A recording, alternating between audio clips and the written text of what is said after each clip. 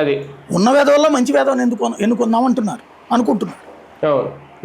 అంతే తప్పించి కంప్లీట్ మంచోడు కావాలని కోరుకోవట్లేదు. అక్కడ ఇంకా పెద్ద మైనస్ కదా, సమస్య కదా. కానీ ఇందులో ఈయన అన్నది ఇంకోటి కూడా, మా కులాలకి మతాలకి అతీతంగా ఒక సెక్యులర్ భావజాలంతో ఇది రాబోతోంది అనేది. ఇప్పుడు అదే ఆ భావజాలంతో ఆల్రెడీ కాంగ్రెస్ ఉందేమో కదా. ఆయన ఉపన్యాసం అంతా విన్నాక నాకు మొదటి ముక్కలు విన్నప్పుడు బాగా అనిపించింది. ఆ తర్వాత ఆయన మాట్లాడింది చూశాక ఇక అయిపోయిందిలే అనుకున్నా. ఎందుకంటే ఆల్రెడీ కమ్యూనిస్ట్ ఐడియాలజీనే చెప్తున్నాడు. ఏమని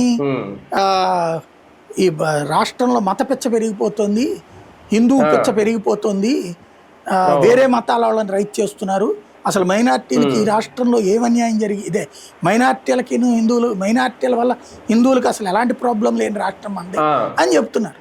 అక్కడే అయిపోయింది. ఇప్పుడు నంద్యాలలో జరిగింది ఏంటి, లేకపోతే టిప్పు సుల్తాన్ విగ్రహం గురించి గొడవ ఏంటి, కడప జిల్లా దగ్గర జరిగింది, రాయచోటి దగ్గర.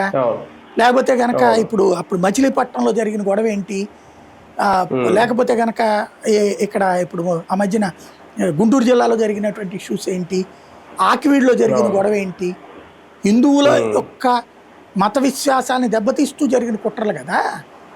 ఇంకోటి ఆ రామతీర్థంలో జరిగింది ఏంటి, లేకపోతే అంతర్వేదిలో జరిగింది ఏంది, ఇవేమి హిందువులకి ఎవరు చేసింది హిందువులు చేసుకున్నారు, అది లేదు కదా. మరి అవి ఏం జరగలేదని చెప్తున్నారు ఈయన.